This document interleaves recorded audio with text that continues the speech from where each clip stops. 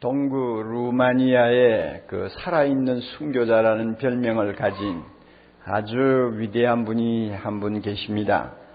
리차드 범브란트 박사인데 이분은 저술가이면서 또 신학교 교수입니다. 원래 혈통이 유대인이기 때문에 나치가 루마니아를 침공했을 때 그 가족들을 많이 잃었어요. 그리고 얼마 지나지 않아서 루마니아가 공산화되고 나서 이 범브란트 박사는 지하 조직을 만들어서 사람들에게 복음을 전하는 일에 열심을 다했습니다. 그러다가 1948년도에 잡혀서 투옥을 당하고 그 후 15년 동안 감옥에서 고통을 당하는 어두운 인생을 보내게 되었습니다. 그러다가 나중에 석방이 되고 서방으로 빠져나와서 공산권 선교회라는 것을 만들어 가지고 그 노구를 끌고 복음을 전하셨는데 지금 생존하고 계시는지 제가 아직 확인은 하지 못했습니다. 그가 처음에 잡혀서 이제 3년 동안 지하 감옥에 갇혀 있었습니다. 독방입니다. 생각을 나눌 만한 말벗도 없습니다. 읽을 책도 없고 자기 생각을 써볼 만한 종이나 연필도 없었고 심지어 지저귀는 새소리도 들리지 않았으며 파란 풀포기 하나도 볼 수가 없었습니다. 조용히 스며드는 햇빛도 구경을 할 수가 없었습니다. 그런 지옥 같은 환경에서 그는 3년을 버티면서 혹독한 굶주림을 가지고 실험을 하고 있었다고 합니다. 매일 주는 것은 더러운 감자 껍질을 가지고 만든 수프였는데 그것도 충분하게 주는 것이 아니었고 일주일에 한 번씩 빵 조각을 주는 것으로 연명을 하는데 자주자주 끌려나가서 고문당하고 매질을 당했다고 합니다. 이 악독한 공산주의자들은 범브란트의 정신세계를 파괴하기 위해서 그리고 영적인 세계를 마비시키기 위해서 그 수프에다가 매일 마약을 투여했습니다. 마약이 든 숲을 계속 먹어대니까 점점 이제 이 정신계가 이제 제 기능을 발휘하지 못하는 어려움을 겪게 된 것인데 그 가운데서 가장 심각한 것이 기억력 상실이었습니다. 얼마 지나지 않아서 그는 성경에 있는 내용을 깡그리 까먹기 시작했어요. 그리고 신학자로서 그동안 그렇게 많은 책을 읽고 연구한 사람이지만 그 신학도 다 날아가 버렸어요.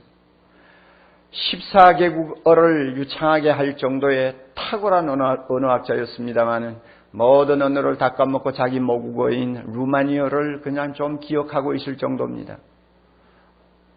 어느 날 밤이었다고 합니다. 그는 조용히 눈을 감고 하나님을 향하여 주님이 가르치신 주기도문을 외우려고 했는데 그날따라 하늘에 계신 우리 아버지시여 이름이 거룩히 여김을 받으시오며 나라가 하고는 그 다음에 내용이 전혀 생각이 안 나는 거예요. 잊어버렸어요.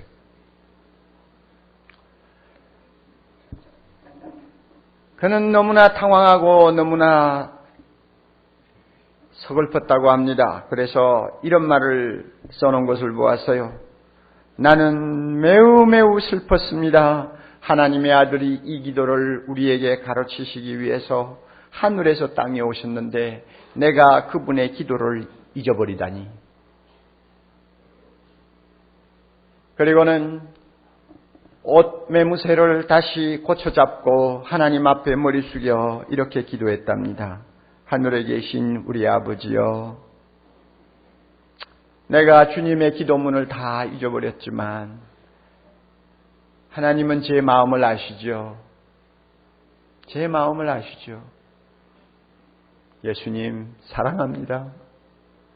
예수님 사랑합니다. 아멘. 이렇게 기도했대요.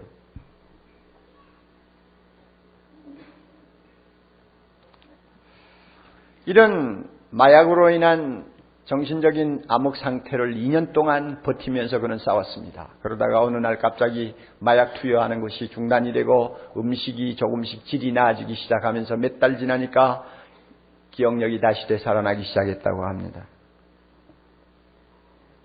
그리고 어느 날 갑자기 주기도문이 생각이 났습니다. 하늘에 계신 우리 아버지여, 이름이 거룩히 여김을 받으시오며 나라의 임하옵시며 뜻이 하늘에서 이룬 것 같이 땅에서도 이루어지이다.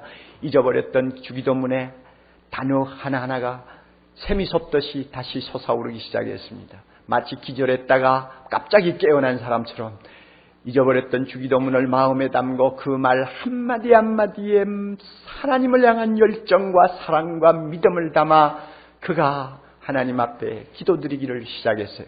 그리고 그 주기도문을 골자로 해서 자신의 마음에 있는 모든 기도를 거기에 첨가하고 자신이 드리고 싶은 모든 이야기를 그 기도에 담아가지고 하나님 앞에 매일매일 간구 올렸습니다.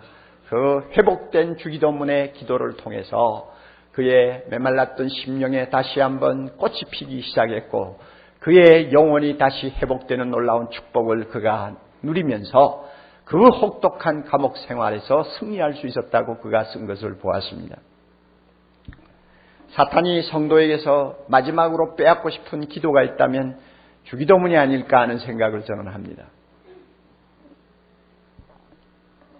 그만큼 이 주기도문은 우리에게는 중요하고 사탄에게는 너무너무 듣기 싫은 기도라고 저는 생각을 합니다. 사랑하는 형제, 자매 여러분, 세상이 얼마나 바쁩니까? 정신을 차릴 수 없이 돌아가는 세상, 조금만 아침에 늦잠을 자도 기도할 틈을 얻지 못하고 문을 박차고 달려나가야 되는 것이 우리의 현실 아닙니까? 그렇다고 하더라도 그렇게 시간이 없어서 기도를 드리지 못한다고 할지라도 운전대에 앉아서 잠깐이라도 머리 숙이고 하늘에 계신 우리 아버지여, 이 주님의 가르친 기도 한마디 한마디에다가 우리의 혼을 담고 우리의 믿음을 담고 우리의 뜨거운 열정을 담아 하나님 앞에 올려드리면 그날은 기도 없이 시작한 하루라고 하는 딱지는 붙지 아니할 것입니다. 그 기도 들으시고 하나님께서 은혜 주실 줄 저는 믿습니다.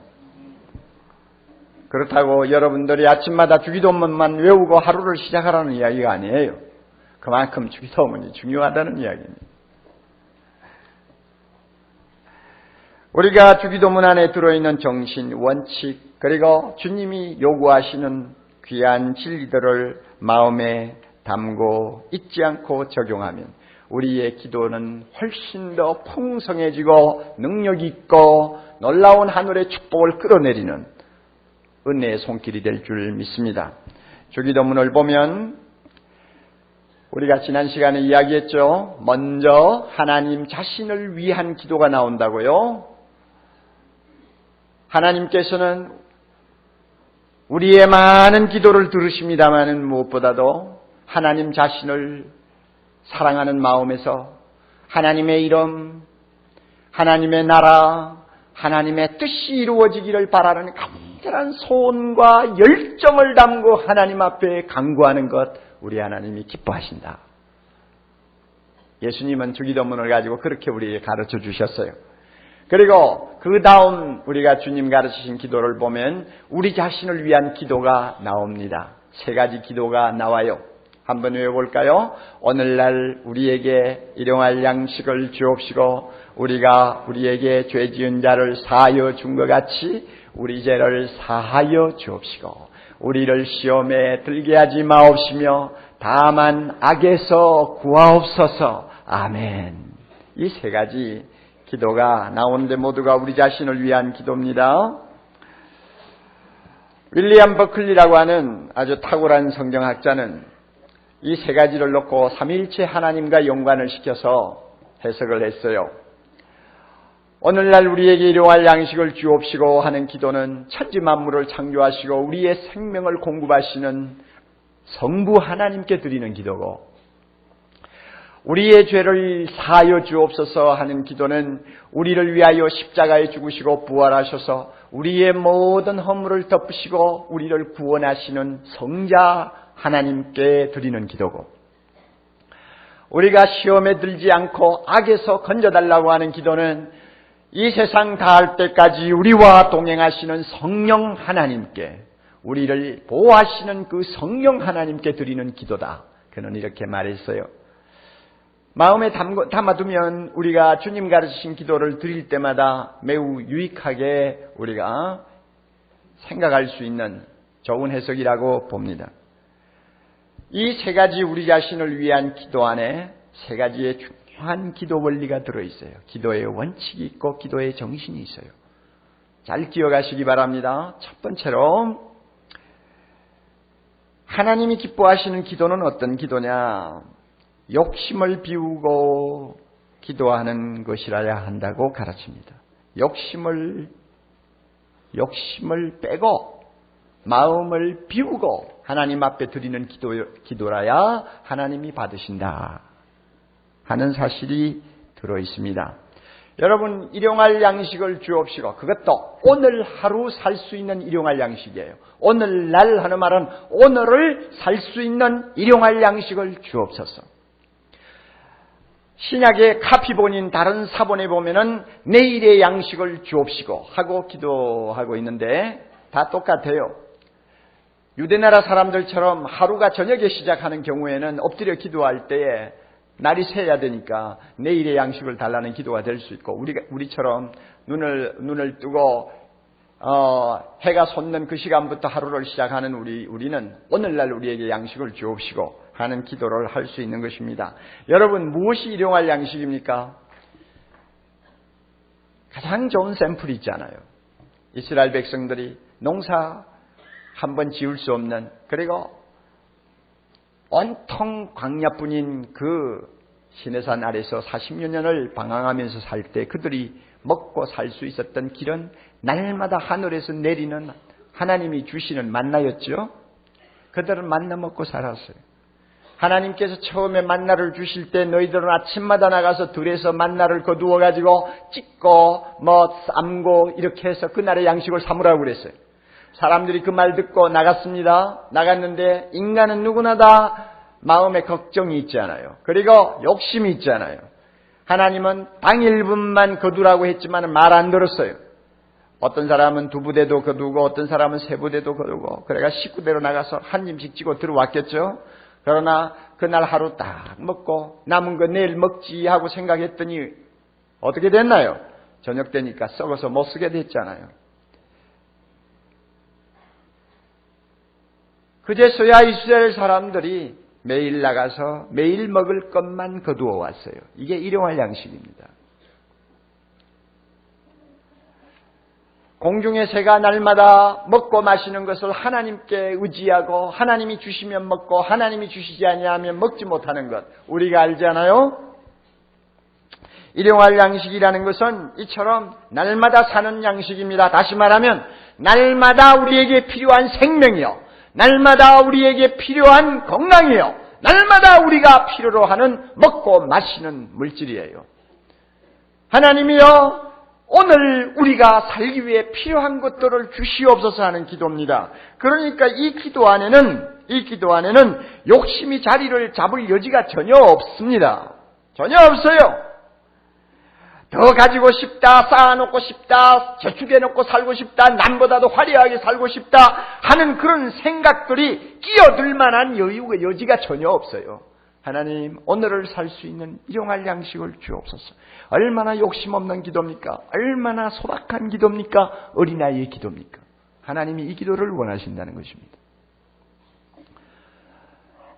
서구의 선진국에서는 50년 전만 해도 한 사람이 그래도 사람 대우받고 살려고 하면은 적어도 생필품이 70가지 정도는 있어야 된다고 했습니다. 난 세보지 않았어요. 그러나 반세기가 지나서 오늘날에 사람들이 그래도 삶의 질을 높여가면서 살려고 하면 10배가 더 되는 생필품이 필요하대요. 800가지 정도가 있어야 된대요. 굉장하지 않아요?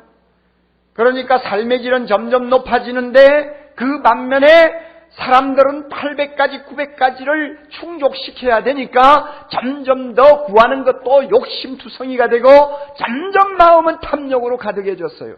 그래서 삶의 질은 높아질지라도 행복도는 자꾸 떨어지고 있는 거예요. 왜냐하면 욕심이 많아지니까.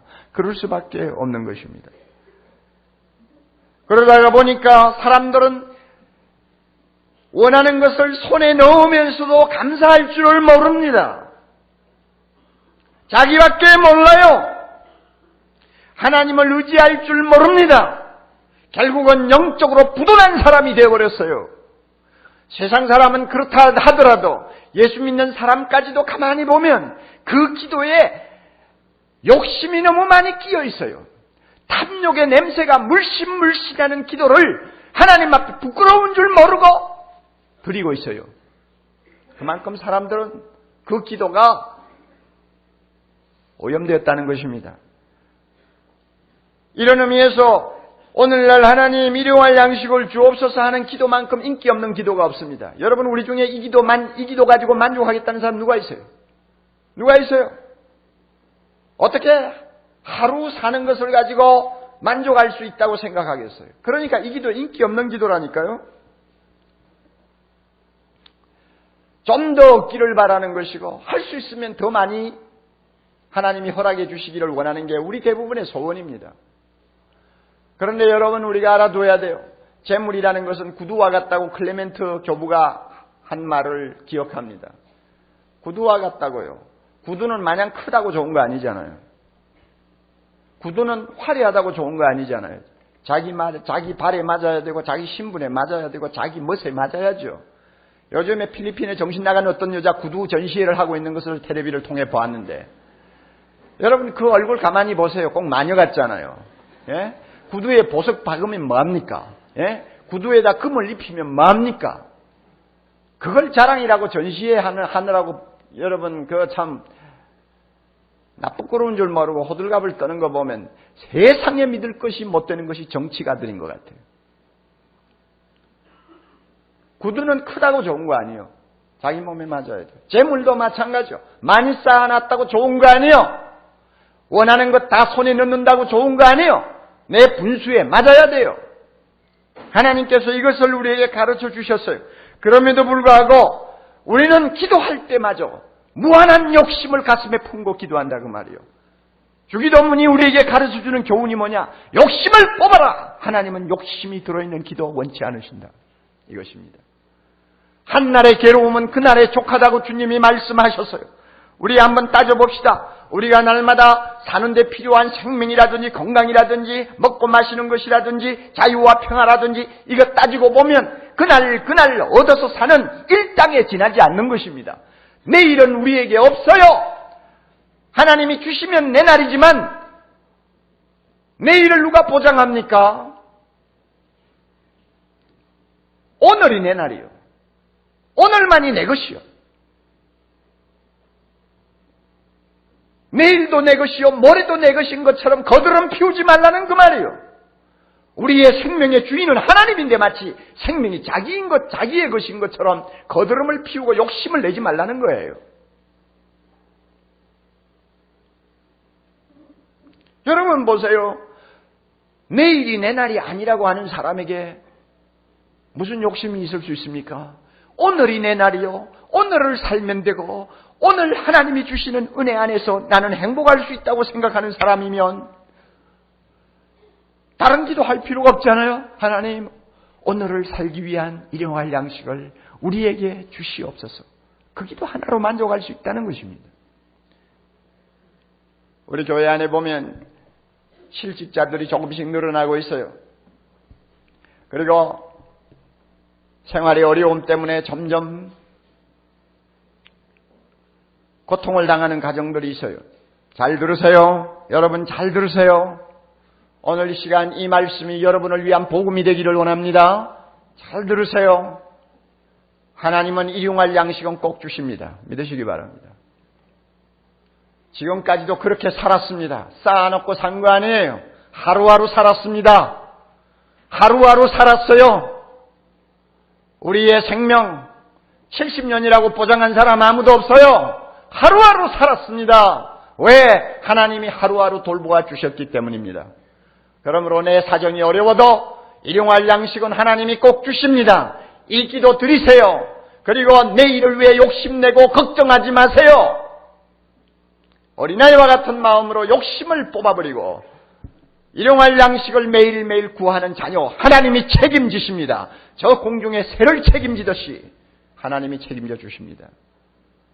이렇게 날마다 오늘을 위한 일용할 양식을 구하면서 기도하고 그리고 그 양식 받아 먹고 마시면서 감사하면서 살다 보면 10년도 살고 50년도 사는 거예요.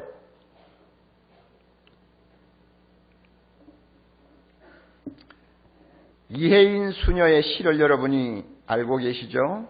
좋은 시를 많이 쓰는데요. 제가 좋아하는 시인 중에 하나입니다.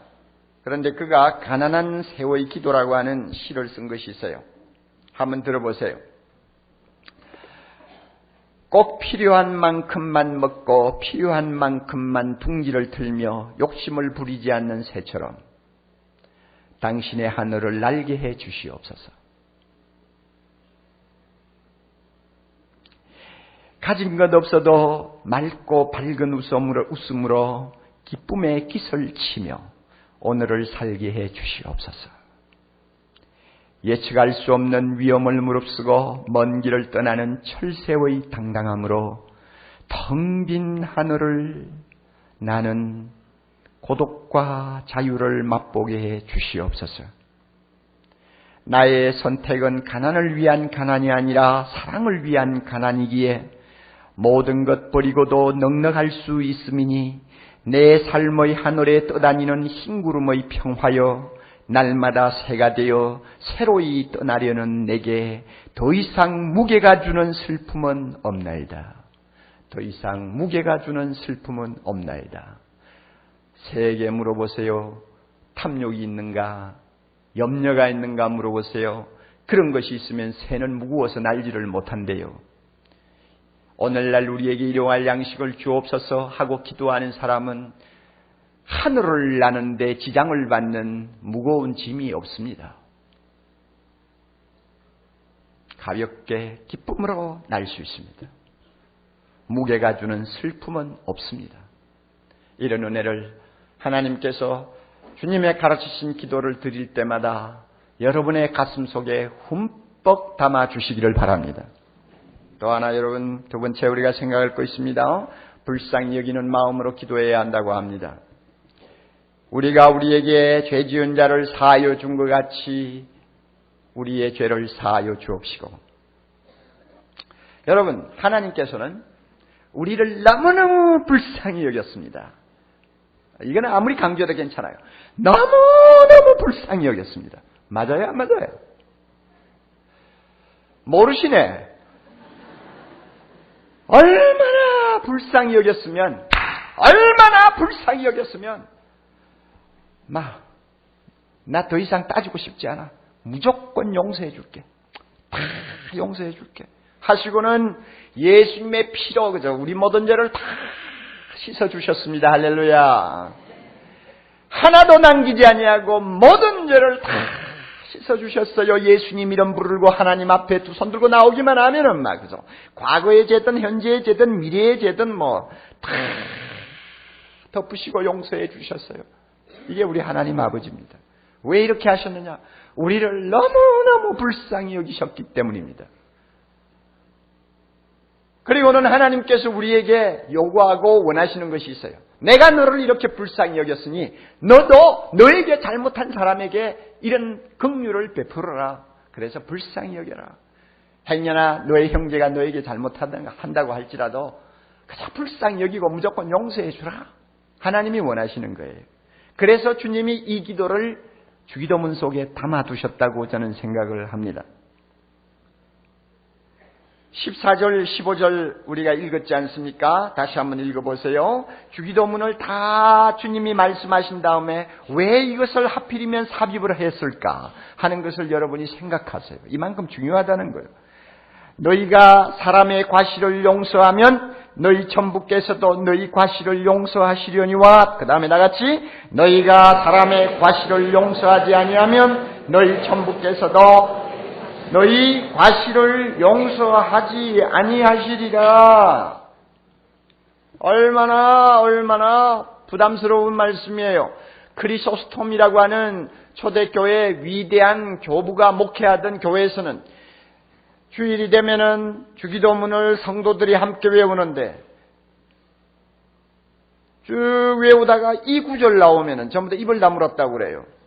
오늘날 우리에게 죄 지은 자를 사하여 준 것 같이 우리 죄를 사하여 주옵시고. 그 말을 안 한대요. 그만 입 다물 가만히 있대요, 다들. 가책이 되니까. 하나님은 나의 모든 죄를 용서해 주셨는데 왜 나는 형제의 죄를 용서하지 못할까? 그 당시 사람들 그래도 가책이, 양심이 있었나 봐요. 그러니까 기도하다가 중단하지. 오늘 우리는 이런 양심마저도 없지 않아요. 용서를 했든 말았든 그저 주기도문이니까 외우고 보자 하고는 그저 우리 다 기도하고 말아요. 참 이거 저나 여러분이나 통탄스러운 이야기입니다. 주님께서는 그런 기도를 원치 않으세요.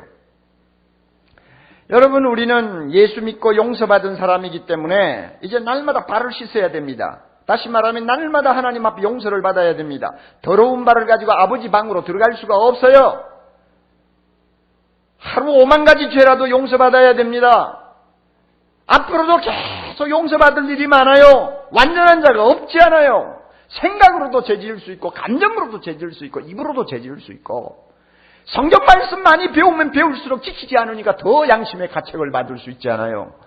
그러니까 우리 교회에서 가장 큰 죄인이 누군지 알아요? 목사예요. 너무너무 많이 가르치면서 그대로 나는 살지 못하는 때가 많으니까 내만큼 죄인이 없어요. 그러니까 엎드릴 때마다 날마다 하나님 죽을 죄를 지었습니다. 용서해 주세요 할 수밖에 없어요. 우리는 날마다 용서받아야 돼요. 5만 가지 죄를 용서받아야 돼요. 그렇다면은 자, 어떻게 해야 되느냐?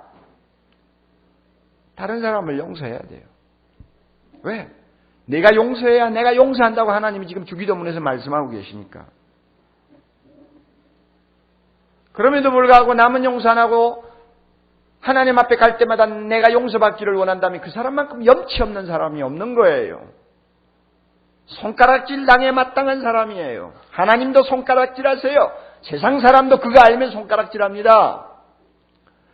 어느 기독교 잡지에서 앙케트 조사를 했다고 합니다.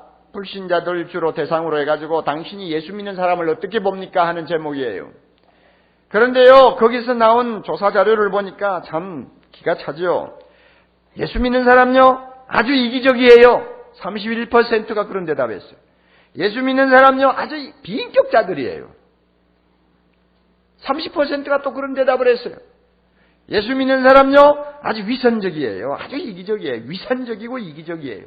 17%가 그런 대답을 했어요. 그러고 보니까 한 80%의 사람들이 예수 믿는 사람을 아주 좋지 않은 눈으로 보는 거야. 이기적이다, 인위적이다, 위선적이다, 하고 싶은 소리 다 하는 거예요. 겨우 17%만 예수 믿는 사람이 좋다고 호감을 가지고 있어요. 세상에 왜 이런 꼴이 나옵니까? 왜 이런 현상이 나오느냐 그 말이에요. 이유가 있어요. 우리는 전도할 때 뭐라고 합니까? 하나님이 우리 모든 죄를 다 용서해 주십니다. 예수 믿기만 하십시오. 어떤 죄를 범해도 하나님이 용서하시고 구원합니다. 우리 그렇게 말하지 않습니까? 그리고 그들 앞에서 내 모든 죄가 용서받았다고 좋아하고 기뻐하고 찬송하고 예배하지 않습니까? 우리 모두 그렇게 자기를 선전하고 다닌단 말이에요. 그런데 세상 사람이 볼 때 하나님이 자기 죄를 용서했다고 좋아하면서 자기 집안 식구의 죄는 용서 안 하고 친구 죄는 용서 안 하고 한번 삐뚤어지면은 술잔 하나로 끝날 문제도 10년을 가는 것이 예수 믿는 사람이다. 그들은 그렇게 생각한다고. 자, 그러니까 안 믿는 사람들이 손가락질 안 하겠어요? 세상 사람이 손가락질하는 사람을 하나님이 손가락질 안 하겠어요? 그런 사람을 하나님이 용서해요? 안 된다는 거예요.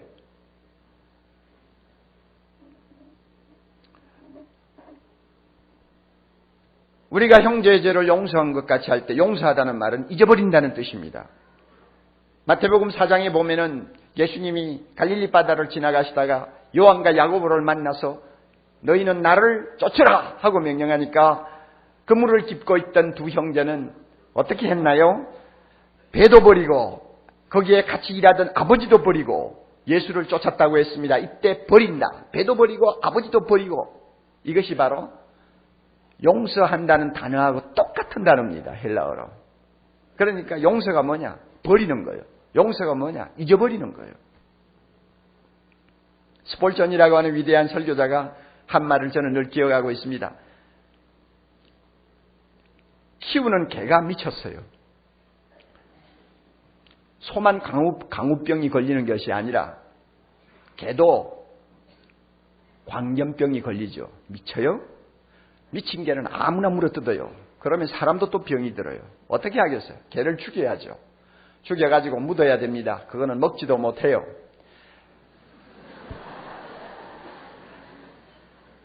자, 스폴전 목사님이 그랬어요. 자, 미친 개를 죽여가지고 묻을 때 좀 깊이 파고 머리고 몸이고 꼬리고 하나도 밖으로 나오지 못하도록 묻어야지요. 그런데 미친 개를 묻으면서 머리하고 몸은 묻고 꽁지만 쫙 세워서 바깥에 보이도록 묻는 사람이 천하에 어디 있습니까? 그게 무슨 기념비가 됩니까? 왜 꼬리를 쳐들고 꼬리를 밖에 내놓고 묻습니까? 그런 식으로 해서는 안 됩니다. 미친 개를 묻으려면 꼬리까지 깨끗이 다 묻으세요. 마찬가지로 여러분이 형제의 죄를 용서하려면 잊어버리세요. 꼬리를 남겨놓지 말고 다 잊어버리세요. 아주 멋진 말이죠. 그런데 보면 우리는 그러지를 못하잖아요. 머리도 묻었어요. 몸뚱이도 묻었어요. 그런데 뭐 하나는 꽁지처럼 딱 내놓고는 쳐다볼 때마다 그거 생각한다고 말이야. 그래서 5년 전에 잘못한 거, 작년에 잘못한 거 해가지고 항상 삐딱하게 보고 겉으로는 웃으면서 속으로는 그 생각하는 거예요. 못 잊어버리는 것입니다. 못 잊어버린다는 것은 용서하지 않고 있다는 이야기입니다. 하나님은 이런 사람의 기도를 싫어하세요. 하나님은 우리의 죄를 어떻게 하셨어요? 다 용서하셨습니다. 그리고 하나님은 전부 잊어버리십니다. 하나님에게 잊어버린다는 것은 있을 수가 없어요. 하나님에게 망각이라는 것은 하나님을 못 오가는 이야기예요. 그가 왜 망각을 합니까? 왜 잊어버립니까? 그분에게 잊음이라는 것은 있을 수가 없어요. 전지전능하신 분이 잊기는 뭘 잊어요? 그럼에도 불구하고 하나님이 뭐라고 그러세요? 우리의 죄를 한번 용서하시면 모든 죄를 잊어버리는데 어느 정도 잊어버리느냐? 자기의 등기로 던지듯이 잊어버리고 깊은 바다에 던지듯이 잊어버린다고 말씀하셨어요. 그러므로 우리가 하나님 아버지 앞에 나갈 때마다 당당하게 나가는 것입니다. 하나님은 우리를 이렇게 불쌍히 여겨서 우리 모든 죄를 용서하시는데 우리가 형제의 죄를 용서하지 않아요? 불쌍히 여기지 않아요? 그런 기도는 하나님이, 그런 사람의 기도 하나님이 기뻐하지 않으신다는 것입니다. 이 사실을 우리가 마음에 깊이 담고 있어야 됩니다. 끝으로 영혼의 거룩을 중시하는 기도를 해야 한다고 주님은 주기도문을 통해서 가르쳐주고 계십니다. 우리를 시험에 들지 말게 하옵시고 다만 악에서 구하옵소서. 우리의 영혼이 더러워지지 않도록 그 문제를 항상 중시하고 기도하라, 그 말입니다. 여러분, 세상은 온통 시험투성입니다. 마치 지뢰밭을 걷는 것 같아요. 얼마나 무서운 세상입니까? 예수님도 세상에 계실 때 날마다 시험을 당했습니다. 그런데 예수 믿는 우리가 시험을 당하지 않고는 살 수가 없어요. 너무 시험이 많으니까. 자, 시험을 당할 때 두 가지 반응입니다. 하나는 대적하고 이기는 것이고 하나는 굴복하고 완전히 악에 빠지는 것입니다. 이 두 가지 반응이 있어요. 대적하고 이기면 그 사람은 점점 더 강해집니다. 영적으로 점점 더 높은 경지로 올라갑니다마는 한번 무릎 꿇고 굴복하게 되면 악에 빠집니다. 이 악이라고 하는 말, 악에 빠지지 말게 하옵시고, 악, 그것은 정관사가 붙은 악입니다. 그 악이에요. 그래서 종교개혁자 루터는 그 악이 뭐냐? 사탄이다, 이렇게 말했고, 어거스틴과 같은 사람은 그 악이 뭐냐? 우리가 시험에 빠져 범하는 죄를 말한다, 이렇게 해석을 했습니다만 어느 해석이든지 상관이 없어요. 우리가 일단 시험 받았을 때 무릎 꿇면요, 사탄에게 사로잡히고 죄를 범하게 됩니다.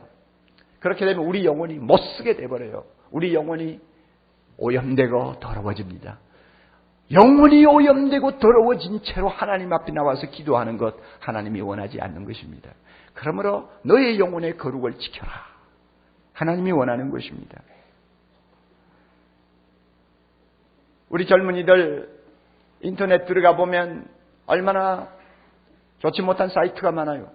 음란물 사이트. 여러분처럼 피가 끓는 젊은이들이 한번 들어가서 아이고 더럽구나 닫아.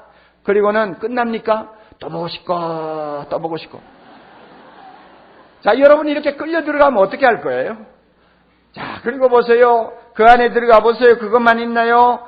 폭력물 사이트도 있고 자살 사이트도 있고 구다는 사이트도 있고 점치는 사이트도 있고 저주하는 사이트도 있고 이런 못쓸 시험거리가 될 만한 사이트가 현재 한국에만 20만 개라고 그래요. 최근 통계입니다.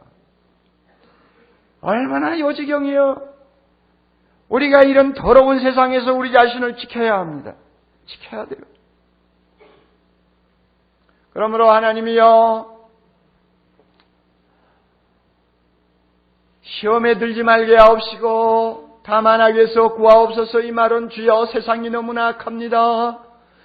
잘못하면 내 영혼이 더러워질 수밖에 없습니다 하는 것을 고백하는 것이고, 뿐만 아니라 이 더러운 시험과 악을 도무지 이길 만한 힘이 나에게 없다는 것을 솔직하게 시인하는 것이고, 그 다음에는 하나님이여 나에게 은혜를 주사 나로 하여금 이 시험을 이길 수 있도록 성령의 충만한 말씀의 충만함을 주시옵소서 하는 기도입니다. 이렇게 내 영혼의 거룩함을 염려하면서 하나님 앞에 기도하는 자 하나님이 사랑하십니다. 할렐루야.